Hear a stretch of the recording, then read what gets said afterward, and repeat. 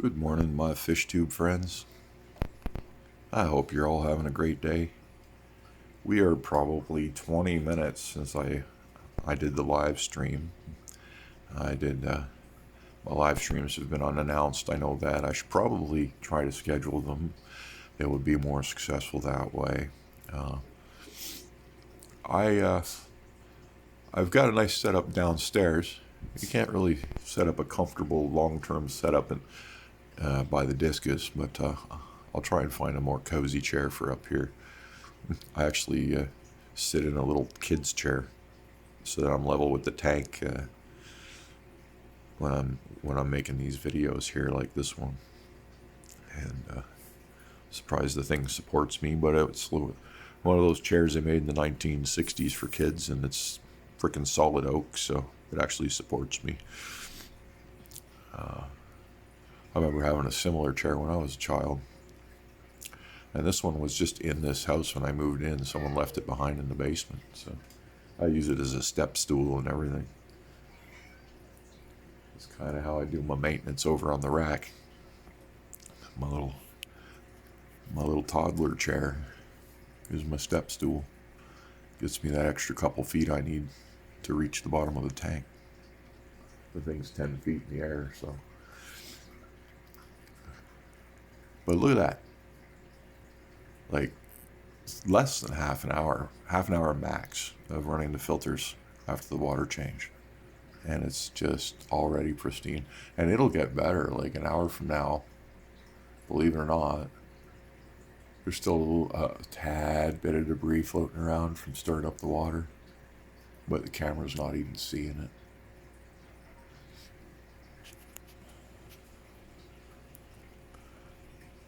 Clean and clear.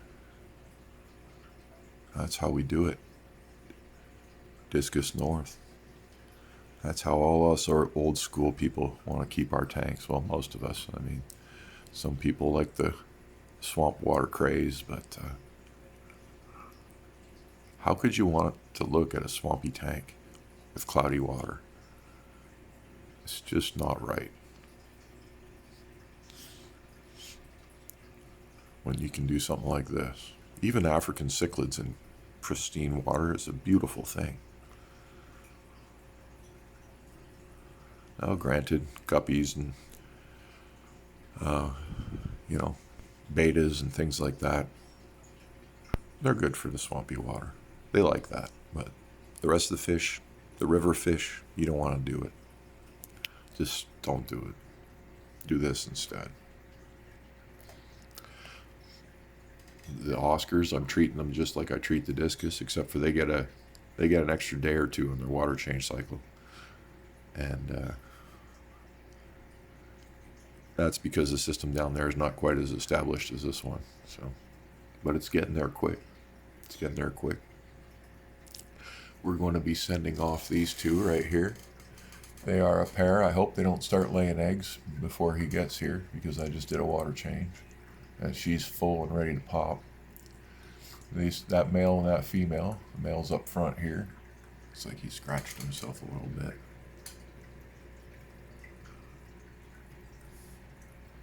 A beautiful, beautiful male. He hasn't started growing one of those stinker tails yet, and he might not. They don't all get it. But he should have probably popped one by now.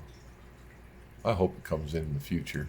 The other male has it real nice, the one in the breeding tank. She's probably my most beautiful female.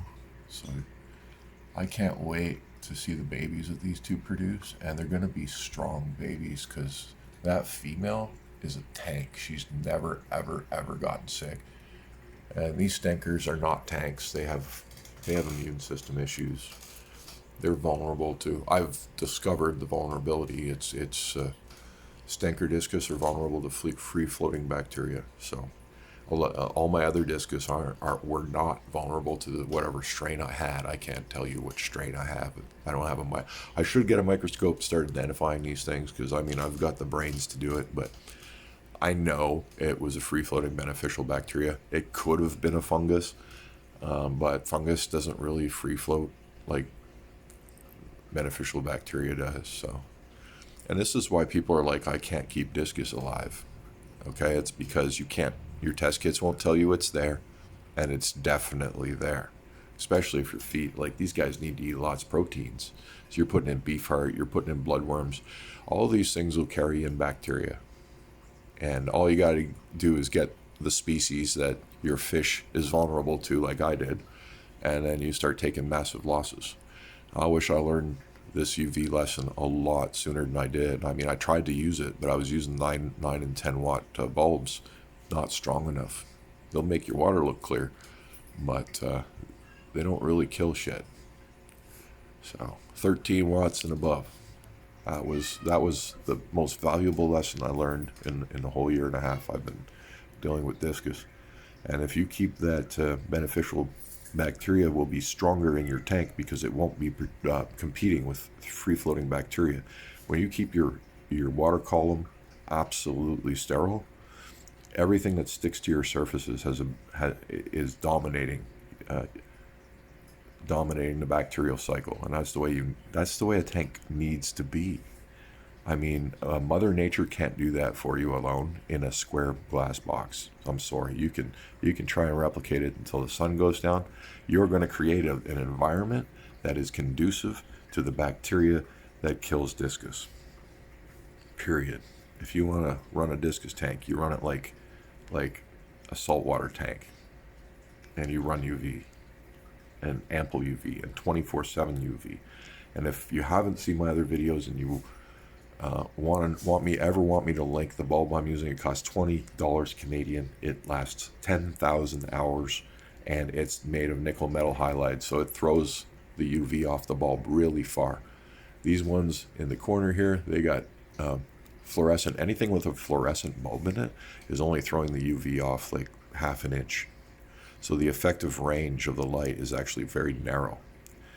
So these things are made for ponds, and they're dirt cheap. They're a little dangerous, and you've got to be careful about how you use them. But do your research, because if you stare at that even for a few seconds, you might blind yourself. So you have to be very careful. But that's the kind of power you need. So as long as you make yourself a shield, or you do what I did, I sectioned off a portion of my sump so that the left 3/4 of my sump is dark. The area where my actual pump is to pump the water into the tank is cordoned off with thick layers of sponges so that the biomaterial on the left does not get hit by the light, and just that little pocket gets irradiated before it gets sucked up and put back in the tank, and it's a beautiful thing. The other all-star is this guy right here. I should just put a link in the video for it, but you can see what it looks like. You can find it on Amazon.com. It pumps out over 500 gallons an hour through those sponges, and that's why I aim it at the wall, because it's too violent. If I aimed it across the tank, it would push my fish around. It's hitting that tube and splitting the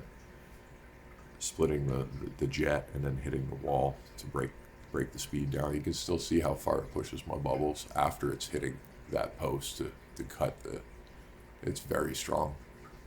If I pointed that straight left, my Discus, they would get pushed around. You don't want your fish getting pushed around, but you do want that kind of filtration in there. And then I got the 2 hang-on backs, and they do like 400 gallons an hour each.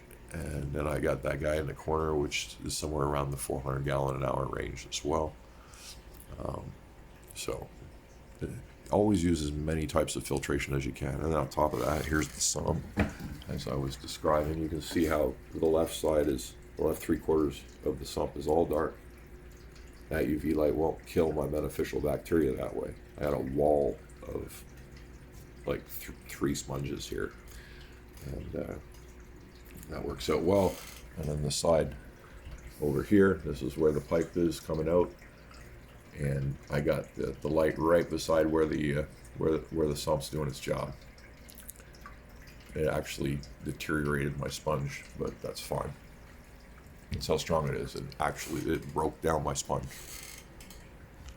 at the molecular level. So that's when you know your UV works. But the other way you know is you look at the water to see the fish. This fish was dying before I installed it. I used every med in the world, couldn't recover them. Lost 4 of her siblings because of it. And if I had found this bulb a month earlier, I would have 4 more stinkers in the tank right now. And if I had found it a year earlier, I'd probably have more than 10 stinkers right now. Because I lost a lot of them. But that's fish keeping, and that's what you gotta fail to win. You gotta lose to learn, and that's why I've shared my experiences here.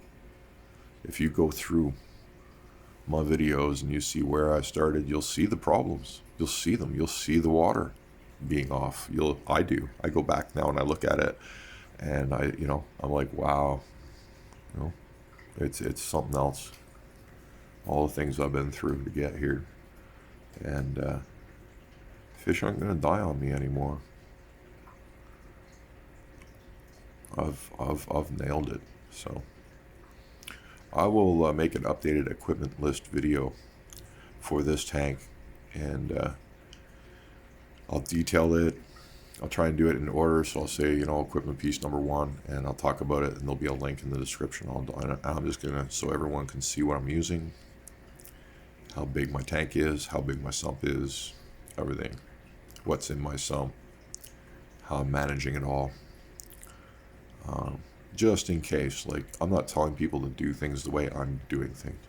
I want to show people the way I'm doing things so that they can apply it to their own plan. Because there's the information out there for Discus is just, it's all ass backwards. A lot of it's old too, because technology's changed and got cheaper. Like, just a couple of years ago, if you wanted to run UV, you were looking at paying $500 to $1,000 to buy the unit that was strong enough to pull this off. And now you can do it for less than $20 US, right? And it'll run for 10,000 hours, 24/7. Instead of, those other bulbs were so expensive, everyone was running them for 4 hours a day to make them last longer, because they didn't want to spend $300 on a new bulb. So these things are so cheap, you run them for 24/7, they burn out, you order another one, it shows up in 24 hours, and you're back in business. You just throw the whole thing out. It's the size of a standard aquarium heater. So my friend's gonna make an inline UV with this, where he just slides it in. It's outside his tank. You won't even know it's there. And this guy's an experienced discus keeper. He would never have used UV in the past, or when he did, it was just in his baby tank, not in his main tank. He's a traditionalist with the plants and everything else, but he's seen the channel, he's seen the water, he's seen the before and after, and he bought one. Like, he's doing it, so it's hands down. And I would call him a old school diehard that probably wouldn't have gone that route, but he's going it now, and it pleases me because he's also taking my fish, and I want them to be safe. So these stinkers need that protection. They really do. They really do. But we'll get some close-ups here, and then we'll end this video because it's getting a little long. But I love talking about my fish, and I love looking at my fish, and I enjoy making the videos because when I do this, I can actually see them better, even on the phone. So I can hold it right up to my face. Kind of like a big old magnifying glass. And then I watch it later on the computer, and I get to see all the details. So it's very good for me to make these videos, and I'll be enjoying them for years to come. There'll be a time when I probably can't keep the Discus anymore, but I'll be able to watch these videos, and that's just a comforting thought. Look at the beauty. Look at them. They're just all huddled in together like a happy family. No conflict.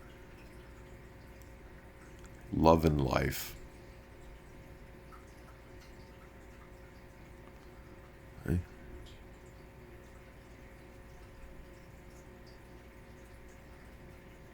Coolest fish on the planet.